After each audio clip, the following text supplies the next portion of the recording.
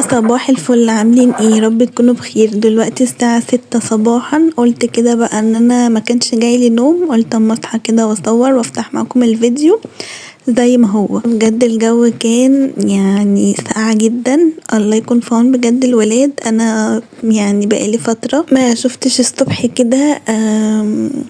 بصراحة انا كنت بشتغل اصلا في مدرسة، وطبعا انتوا عارفين مواعيد المدرسة وكده، فكنت بنزل بدري وبروح بدري. فمن ساعة ما قعدت كده من سنتين وانا مبشوفش الجو الحلو ده. فلقيت بقى اولاد واقفين مستنيين الباص وناس رايحة الشغل بتاعها، فربنا يوفق كل الناس يا رب ويصبرهم على الغلا اللي احنا فيه ده. المهم اتوضيت وصليت وقلت بقى ان انا احضر الفطار كده سريع. عملت بيض كده بالفلفل والثوم. عايزه اقول لكم جربوا الثوم على البيض، بجد هيديكوا نفس نكهه البسطرمه.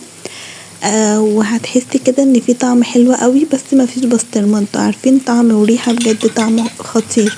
جربوا بس تحطوا فص ثوم كده مفروم في البيض وانتوا بتقلوه، بجد هتحسوا بطعم مختلف. والمهم انا عايزه اقول لكم بقى ان انتوا وحشتوني جدا، وبقالي كتير اللي انا ما صورتش معاكم. انا الايام دي بجد النفسيه مش احسن حاجه، بس بحاول ان انا اظبطها كده واحده واحده. وانا ببقى مبسوطه اصلا على دخلة رمضان، بس مش عارفة السنة دي مالي. يمكن علشان عيد ميلادي جاي في رمضان وتحس ان الواحد كبر. يعني انا حاسة ان انا كبرت فعلا. كبرت سنا وارهاقا وجسما وكده، انتوا فاهمين قصدي. فالحمد لله على كل حال، بس انا مش هحاول ان انا افكر دلوقتي في السن بقى وكده. فانا اصلا حاسه ان انا السنه دي مش هحتفل بعيد ميلادي، مش عايزه احتفل بعيد ميلادي بصراحه. ما عنديش الرغبه او القدره اللي انا احتفل بعيد ميلادي او حد يجي يقولي كل سنه وانت طيبه. مش عارفه ليه. بصوا انا مش هنكد عليكم يعني قبل الهنا بسنه، بس انا حبيت. بس كان في نقطه كده كنت عايزه اتكلم معاكم بس فيها. يعني انا بتكلم معاكم يعني بتقليديه. يعني اي حاجه ببقى عايزه اتكلم معاكم فيها بتكلم معاكم بصراحه. يعني بحس ان انتوا اخواتي واصحابي وكده.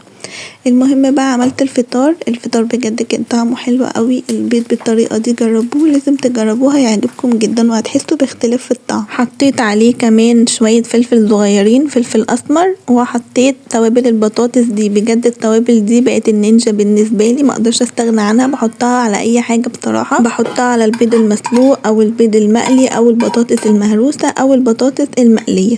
وبجد انتوا لازم تجيبوها وتجربوها، طعمها خطير. وده يكون اول صنف خلص. نخش بقى على الطبق التاني. هعمل بقى شوية فول بالسمنة وبجد خطير. انا كنت بابايا كان بيعملهولي بس عجبني قوي، فقلت اللي انا كنت اول مرة اعمله في البيت بس عجبنا وكان طعمه زي المطاعم بالظبط. بصوا بقى، جبت الطاسة وحطيت فيها معلقة سمنة كده حلوة واستنيتها لما تسيح، ونزلت عليها بنص معلقة من الكزبرة وقلبتها كده تقلبتين، ونزلت عليهم بالفول. هبتدي بقى ان انا اقلب الفول كده، ولو محتاج شوية مية هزود له. بجد كان طعمه خطير. لو وصلتوا معايا للمرحلة دي ما تنسوش اللايك واشتراك في القناة وتكتبولي كومنت حلو منكم يشجعني ان انا انزل فيديوهات كتير. هنضيف بقى مكون خطير هيديله تست حلو قوي مع الكزبرة والسمنة. حطيت توم باودر وكمون وشوية زيت صغيرين. التوم الباودر بجد بيبقى ليه نكهة حلوة قوي في الفول. وهقلب كل ده مع بعض.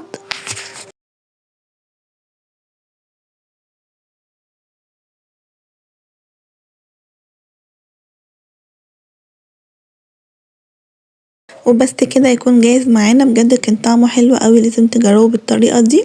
وانتظروا بقى الفترة الجاية هقولكم وصفات كتيرة لإطباق فول للسحور او للفطار زي ما تحبوا، بس وصفات حلوة قوي بجد هتعجبكم. عصرت عليه بقى عصرة بسيطة كده ليمون من فوق الوش، وهقلبه كده تقليبة بسيطة.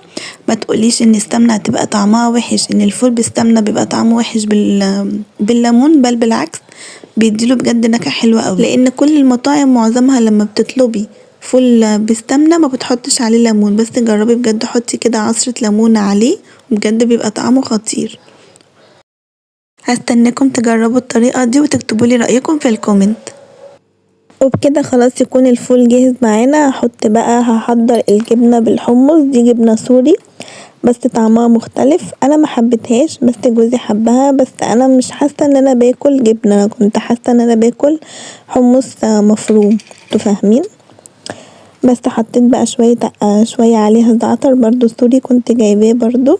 زعتر ستوري طعمه حلو جدا جدا جدا. وبس كده، ده الفطار بتاعنا النهارده. جربوا الفول بالطريقه دي هو والبيض وغيروا من اطباقكم، وبجد هتحسوا باختلاف والطعم هيبقى حلو وهيعجبكم وانا متاكده. ولو عندكم اطباق او وصفات جديده مختلفه انتوا بتعملوها مميزين بيها اكتبوها لي في الكومنت وانا هعمل الوصفه وهقول اسم صاحبه الوصفه. هنروح بقى نفطر، تعالوا يلا افطروا معانا وهرجع لكم بعد الفطور. فطرت بقى وخلاص وكلت الحمد لله وغسلت المواعين وفضيت الاطباق. قلت بقى ان انا اروق على نفسي كده بكوبايه كوفي ميكس، مش هشرب النهارده شاي بلبن، قلت بقى ان انا اخد اجازه من الشاي بلبن واغير. فعملت بقى كوبايه كده صغنطوطه كوفي ميكس، قلت ان انا اغير وعايزه هاخدكم معايا النهارده بقى اللي انا نازله كده هتغدى بره، مش هتغدى النهارده في البيت، لاني كنت رايحه اشوف قماش علشان الركنه. اخيرا بقى خلاص خدت القرار اللي انا اجددها واغيرها، علشان هي خلاص في جزء منها هبط خالص بقى، مش مريح خالص في القعده. فالحمد لله يعني اللي احنا اخدنا القرار اللي احنا هنغيرها باذن الله قبل رمضان. هنا بقى خلاص كانت الساعة 5. جوزي قال لي هعدي عليكي بعد الشغل، فكان عندي باسكت كده، باسكت كبير، فقلت اللي انا اخده معايا وانا نازلة، يعني ما دام انا مش هحط حاجة تاني النهاردة وانا مش عارفة هاجي امتى فهحطه علشان الغفير يعني ياخده. وبس كده، عشان تعرفوا ان انا بحبكم وباخدكم معايا في كل حتة. عايزه اقول لكم ان الجو كان برد جدا وانا كنت لابسه كميه لبس وبرضه حاسه ان انا بردانه، مش عارفه اعمل ايه بجد. انا مش عارفه اللي بيحبوا الشتا ده بيحبوه ازاي. انا يعني ببقى بردانه من جوايا كده، ببقى حاسه ان عظمي نفسه بيبقى بردان.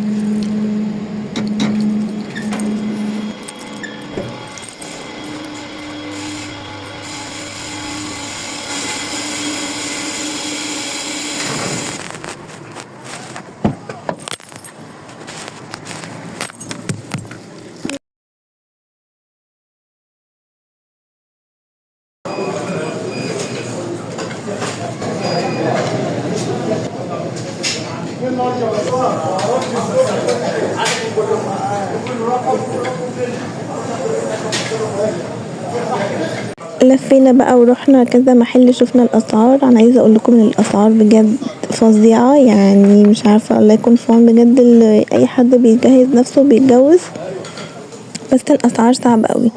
فقلنا بقى ان احنا جه ميعاد الغدا بقى واحنا حاسين ان احنا جوعنا ومكناش عارفين ناكل ايه، فقلنا ناكل كشري. كان بقى لنا كتير مكلناش، كلنا بقى والحمد لله. ورحنا بقى كده محل لبس كان في اكتوبر. احنا اصلا رحنا اكتوبر يعني عامة يعني من البداية، فجوزي كان عايز شوية حاجات كده فاشترينا وروحنا بقى.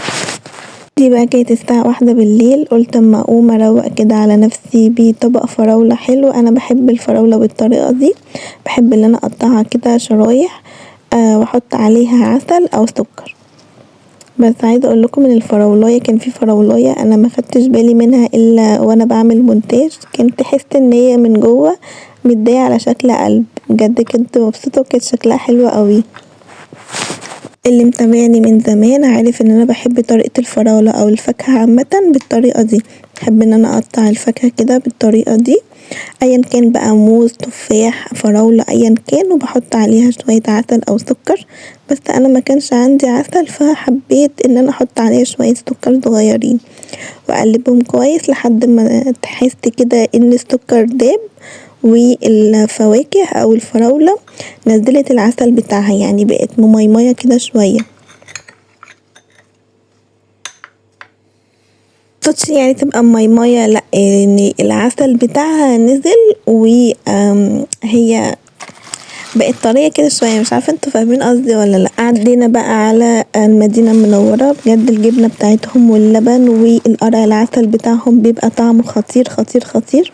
جبنا بقى منهم جبنة وسألتهم على جبنة اسطنبولي لان انا ما كنتش لاقياها ومامتي كمان ما كانتش لاقياها، فاول ما لقيتها بصراحة قفشت فيها فقلت ان انا اجربها وبجد طلعت طعمها خطير. انا عارفه ان مامتي هتفرح بيها قوي لان هي كانت بتدور عليها من فتره وما كانتش بتلاقي النوع اللي هي عايزاه. احنا بنحب الجبنه السايبه دي. بس وجبت برضو ربع جبنة قريش. انا بحب الجبنة القريش اوي، انتوا عارفين ان انا بعمل بيها وصفات وخلطات كتير فبتبقى طعمها حلو. انتظروا بقى مني الفترة اللي جاية بقى دي هنزل بإذن الله معاكم وهشتري شوية مشتريات وهنختار كمان الألوان بتاعة الركنة والقماش، لأن أنا عايزة أوضبها بصراحة قبل رمضان والعيد وكده علشان أرمضان وأعيد بيها. لأنها بصراحة اتبهدلت خالص، متبهدلة تماما فمش عاجباني حتى مبوظة نفسيتي.